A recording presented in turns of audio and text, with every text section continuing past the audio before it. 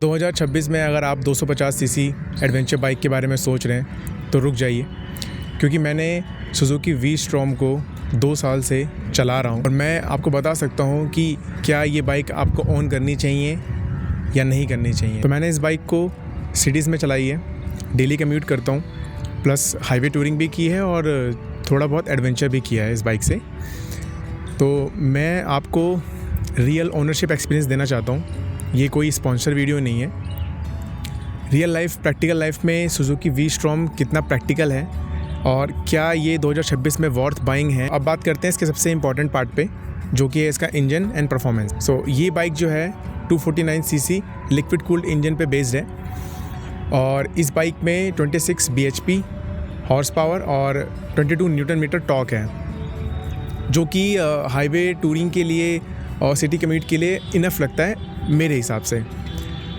और इसका सबसे बेस्ट पार्ट ये है कि as you know Suzuki stand for Japanese technology. So ये जो जापानीज़ टेक्नोलॉजीज़ होते हैं ये काफ़ी ज़्यादा रिलायबल होते हैं और काफ़ी रिफाइंड होते हैं, जो कि लॉन्ग टूरिंग में काफ़ी हेल्पफुल होता है as compare to other vibrate engines. तो वो आपके क्या करता है, लॉन्ग राइड्स में बहुत ज़्यादा टाइट फील कराता है। सो मैंने इसको इसलिए चूज़ किया था क्योंकि मुझे रिफाइनमेंट और रिलायबिलिटी बहुत ज़्यादा चाहिए थी। So that's why I go for it. बाकी अगर इसकी हाईवे क्रूजिंग की बात करेंगे, सो ये बाइक 90 to 100 बहुत कंफर्टेबल क्रूज़ करती है। और अगर आप इसको थोड़ा हार्डकोर चलाना चाहेंगे तो ये 120 to 130 भी ईज़िली क्रूज़ करती है, बट इंजन पे थोड़ा स्ट्रेस फील होता है। और अगर आप बात करेंगे कि इसका हाईवे कंफर्ट कैसा है, सो अगर आपको सिर्फ हाईवे पे क्रूज़ करना है तो इसका कंफर्ट बहुत अच्छा है। आपको एडिशनल इसमें ऐसा कुछ कराने की ज़रूरत नहीं है जिससे आपको लॉन्ग रूट पे कोई प्रॉब्लम फेस करनी पड़े। तो इंजन वाइज मुझे ऐसा लगता है कि 250 सीसी में जितने भी हमारे इंडियन रोड टेरेन्स हैं उनको कंप्लीट करने के लिए दी बेस्ट लगती है मुझे, क्योंकि हमारा एक बजट भी होता है। उस बजट के बेसिस पे अगर आप 250 सीसी बाइक अगर परचेज़ करना चाहते हैं और अगर आपको रिलायबिलिटी, रिफाइनमेंट चाहिए, so definitely go for Japanese technology. ऐसा नहीं है कि आप बेसिकली इसी के आप ऊपर जाएं।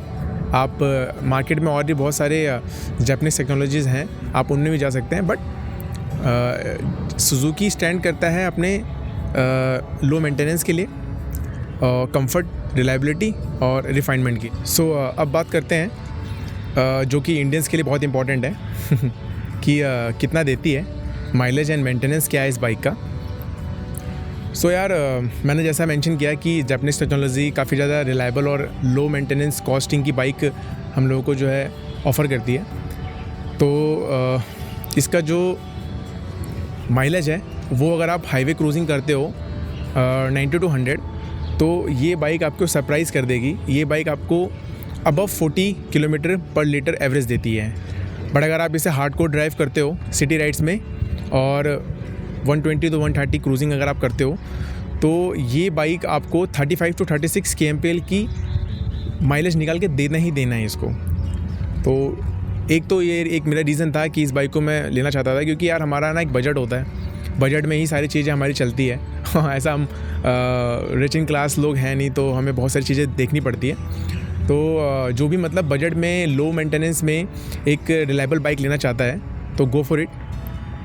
और अगर हम बात करें इसके मेंटेनेंस का, तो इसका मेंटेनेंस बहुत कम है as compare to other ADVs जो 250 सेगमेंट्स में आते हैं।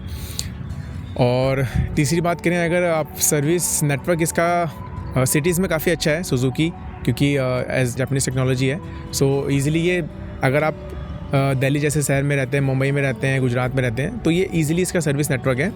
और अगर इसका बेस्ट पार्ट मुझे ये लगता है कि अगर आपके पास सर्विस सेंटर्स अवेलेबल नहीं है तो भी आप इसे लोकल ही आप खुद से भी इसको सर्विस कर सकते हैं, या फिर आप अपने नियर बाय में किसी लोकल गैरेज पे जाके भी इसकी सर्विस करा सकते हैं। क्योंकि इसमें क्या है ना, ज़्यादा इलेक्ट्रॉनिक्स नहीं है कि आप बहुत ज़्यादा रिलायबल रहेंगे इलेक्ट्रॉनिक्स के ऊपर।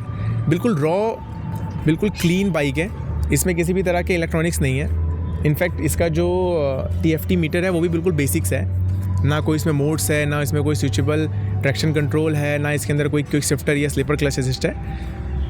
मुझे मतलब ऐसा लगता है कि रियल वर्ल्ड में जब आप ट्रैवलिंग करते हैं या क्रूजिंग करते हैं तो वहाँ ये इतना ज़रूरी नहीं होता है। बाकी हर एक इंडिविजुअल का अलग अलग ओपिनियन हो सकता है इसके ऊपर, बट मुझे ऐसा लगता है कि अगर आप लॉन्ग राइड्स करते हैं तो आप जितना ज़्यादा इलेक्ट्रॉनिक्स से दूर रहें उतना बेटर रहेगा, क्योंकि इलेक्ट्रॉनिक्स क्या करता है ना कि आपकी राइड्स को डिसकम्फर्टेबल भी कर सकती है। अगर कोई उसके सेंसर्स वर्क नहीं करे या फिर वो बारिश में भीग गए या फिर किसी भी रीज़न से अगर इलेक्ट्रॉनिक्स वर्क नहीं करते हैं तो आपकी राइड पूरी ख़राब हो सकती है, क्योंकि बाइक इनफैक्ट स्टार्ट ही नहीं होती है अगर आपके कोई इलेक्ट्रॉनिक्स में अगर कोई प्रॉब्लम आ जाए। सो मैंने इसको इसलिए भी ऑन किया था कि यार मुझे बिल्कुल रॉ चीज़ चाहिए थी, ज़्यादा कोई इलेक्ट्रॉनिक्स नहीं चाहिए थी। और ये राइड्स पे ना मैंने इसको अभी तक 10,000-12,000 किलोमीटर चला लिया है। इसने एक भी राइड पे मुझे ना थोड़ी सी भी मतलब प्रॉब्लम नहीं फेस करनी दी है। ना इसके अंदर हीटिंग इशू आता है लिक्विड कूल्ड होने के बाद भी, चाहे इसको आप डेली कम्यूट करो, चाहे आप सिटी में चलाओ, चाहे आप एडवेंट हाईवे टूरिंग करो, बट इसमें बिल्कुल भी हीटिंग नहीं है लिक्विड कूल होने के बाद भी। दूसरा क्या है कि आप इसे नॉन स्टॉप जितना मतलब चलाओ उतना चलाओ, ये बिल्कुल भी आपको ये नहीं कहेगी कि यार अब मुझे जो है ना थोड़ा सा रुकना है या हीटिंग इशू का कोई ऐसा इंडिकेशन आ रहा है या इंजन पे स्ट्रेस आ रहा है। आप इसे कंटिन्यू चलाते रहो। और तीसरी चीज़ क्या है कि ये राइड पे ना बहुत रिलायबिलिटी देती है। मतलब इसको ऐसा नहीं है कि आप थोड़ी दूर चलो फिर इसमें कोई प्रॉब्लम आ रही है या फिर इसका पार्ट्स में कोई वाइब्रेशंस है या फिर कोई नट बोल्ट ढीला हो रहा है या कोई स्पेयर पार्ट जो है इसका निकल रहा है या ख़राब हो रहा है, तो उस चीज़ के लिए भी बहुत अच्छा मुझे लगता है ये बाइक। और अगर हम बात करें इसके कंफर्ट के बारे में, सो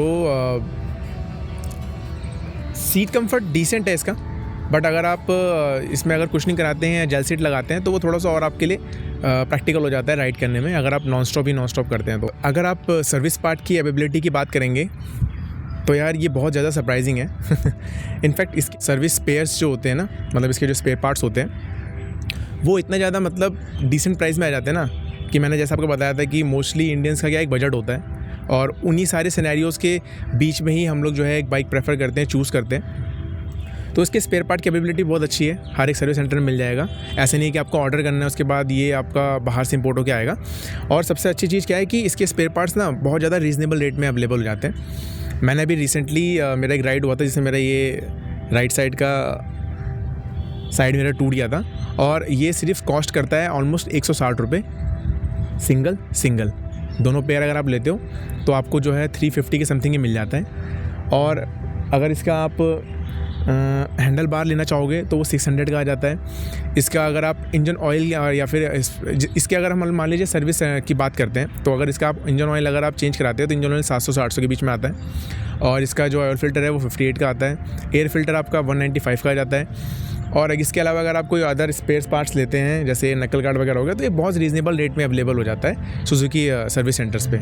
तो इस चीज़ से भी क्या है ना, ये बहुत ज़्यादा रिलायबल है कि इसका मेंटेनेंस कॉस्ट बहुत कम है, जो कि मतलब इंडियंस के लिए बहुत ज़्यादा इंपॉर्टेंट पार्ट है। क्योंकि आप मान लीजिए कि लेने के लिए आप BMW भी ले सकते हैं, बट BMW स्टैंड करता है अपने हाई मेंटेनेंस कॉस्ट के लिए, और उसके जो सर्विस कॉस्टिंग है उसके स्पेयर पार्ट की अवेलेबिलिटी बहुत ज़्यादा होती है। तो उसमें थोड़ा बहुत वो इंडियंस के लिए थोड़ा बहुत नॉन प्रैक्टिकल हो जाता है जिनका एक बजट होता है। सो हमने सीट कंफर्ट के बारे में तो बात कर ली थी कि सीट कंफर्ट इसका डिसेंट है, बट अगर आप सस्पेंशन की बात करते हैं तो सस्पेंशन इस बाइक का स्टिफर साइड है, जो कि एक रीज़न भी है उसके पीछे कि अगर आप स्टिफर साइड सस्पेंशन अगर आप हाईवे क्रूजिंग के लिए यूज़ करते हैं ना तो ये बहुत ज़्यादा ना स्टेबल होता है। बट हाँ, अगर आप ऑफ रोड्स करते हैं तो उसमें थोड़ा बहुत ना इम्प्रैक्टिकल हो जाता है, झटके ज़्यादा लगते हैं। तो अगर आप हाईवे क्रूजिंग करते हैं तो स्टिफर साइड सस्पेंशन बहुत प्रैक्टिकल होता है, क्योंकि आप मान लीजिए आप इसमें टॉप बॉक्स लगाते हैं, सैडल स्टे लगाते हैं, तो ये बिल्कुल ना लोड एकदम बिल्कुल हो जाता है इसके ऊपर। अब अगर आप हाईवे पे बम्प आता है ना, अगर वो सस्पेंशन सॉफ्टर साइड होगा तो बाइक झूलती है। तो इसका स्टिफर साइड होने का ये एक फ़ायदा होता है कि बिल्कुल चिपक के चलती है बाइक रोड पे। और अगर इसके फ्यूल टैंक कैपेसिटी की बात करें तो इसमें 12 लीटर का फ्यूल टैंक आता है। आई नो कि ये बहुत कम है, बट 12 लीटर टैंक होने के बावजूद भी ना, एक बार अगर आप इसका टैंक फुल कराते हो और अगर आप डिसेंट क्रूजिंग करते हो ना, तो ये आपको 400+ किलोमीटर का ना फ्यूल टैंक का रेंज निकाल के देती है। तो ये एक बेस्ट पार्ट है कि भले से इसका 12 लीटर का ही टैंक है, बट इसका एवरेज इतना अच्छा है कि ये आपको ऑलमोस्ट 400 से 500 के आसपास ना ईज़िली 400 से 450 के आसपास ईज़िली ये आपको एक फुल टैंक का ना रेंज निकाल के दे देता है। तो ये बहुत ज़्यादा मतलब बजट फ्रेंडली भी हो जाता है और बहुत प्रैक्टिकल भी हो जाता है। तो बात करते हैं इसका कि अगर आप नाइट में अगर आप राइड करना पसंद करते हैं या प्रेफर करते हैं तो आपके लिए इसके हेडलाइट्स कितने प्रैक्टिकल है हाईवे पे। तो मैंने मतलब अभी तक जितने भी बाइक एक्सपीरियंस करे हैं, जितने भी लोगों के रिव्यू देखे हैं, आप कितने भी बेस्ट से बेस्ट बाइक ले लो एडवेंचर के, मतलब प्रॉपर एडवेंचर बाइक भी ले लो, बट उनकी हेडलाइट क्या ना थ्रू इतना प्रैक्टिकल नहीं होता है कि आप रात में अगर 90-100 पे क्रूज़ करो तो आपको उतना कॉन्फिडेंस नहीं देता है। सो इसका भी हेडलाइट बिल्कुल डिसेंट सा है, इतना अच्छा इसका थ्रू नहीं है। तो आपको क्या है इसके अंदर अलग से फॉग लैम्प या फॉग लाइट वगैरह ना इंस्टॉल कराना पड़ेगा ताकि आपको कंफर्ट ज़्यादा अच्छे से प्रोवाइड हो पाए हाईवे पे और आपकी विजिबिलिटी भी काफ़ी अच्छी हो सके। तो इसके अंदर आपको ये एक इम्प्रूवमेंट करना पड़ेगा। और देखो जितनी भी बाइक्स होती हैं कंपनी से आती हैं, स्टॉक में आती हैं, बट अगर आपको टूरिंग करनी है ना तो वो इनफ नहीं होती है। अगर आपको टूरिंग करनी है तो उसके अंदर आपको बहुत सारे काम कराने पड़ेंगे, जैसे कि क्रैश गार्ड लगवाना, सैडल स्टे लगवाना या फॉग लाइट ये इंस्टॉल कराना, ये इंपॉर्टेंट हो जाता है ताकि आपकी राइड को कंफर्टेबल बना सके। तो अब बात करते हैं इसके ब्रेकिंग के बारे में कि ये इसके ब्रेक्स जो है वो कितने ज़्यादा स्टेबल हैं या कितने ज़्यादा कॉन्फिडेंस आपको फील कराते हैं over riding. Suzuki we-storm SX250 में ड्यूल चैनल ABS आता है। और इसका अगर हम रियर ब्रेक की बात करें तो यार मतलब मैंने जितने भी 250 या 500 सीसी के सेगमेंट में जितनी बाइक देखी है ना, उनका हमेशा रियर टायर में जो ब्रेकिंग सिस्टम होता है ना वो बहुत ना डिसेंट होता है, मतलब आपको इतना इंस्टेंट ब्रेकिंग नहीं मिलेगा। बट अगर आप इनके फ्रंट व्हील की तरफ जाते हैं ना तो सुजुकी वी-स्ट्रॉम के बारे में बात कर लें तो इसका जो फ्रंट ब्रेक है वो इतना ज़्यादा स्टेबल है ना कि आप 100 या 120 पे भी क्रूज़ कर रहे हो, आप सिर्फ फ्रंट ब्रेक दबाओ, ये इतना मतलब कंफर्टेबली इतना स्टेबल होकर ब्रेक लगाता है ना कि आपको पूरा कॉन्फिडेंस आता है कि आप हार्ड को ड्राइव करो, उसके बाद आप ब्रेकिंग भी बहुत कंफर्टेबली कर सकते हो। सो इसका जो ब्रेकिंग भी है वो काफ़ी ज़्यादा पावरफुल है। तो अब बात करते हैं सबसे इम्पॉर्टेंट चीज़ पे क्योंकि हमने इसकी अच्छी चीज़ें तो बता दी, बट हाँ जैसे हर इंसान परफेक्ट नहीं होता वैसे ही हर बाइक भी परफेक्ट नहीं होती है, कुछ ना कुछ कमियाँ होती हैं।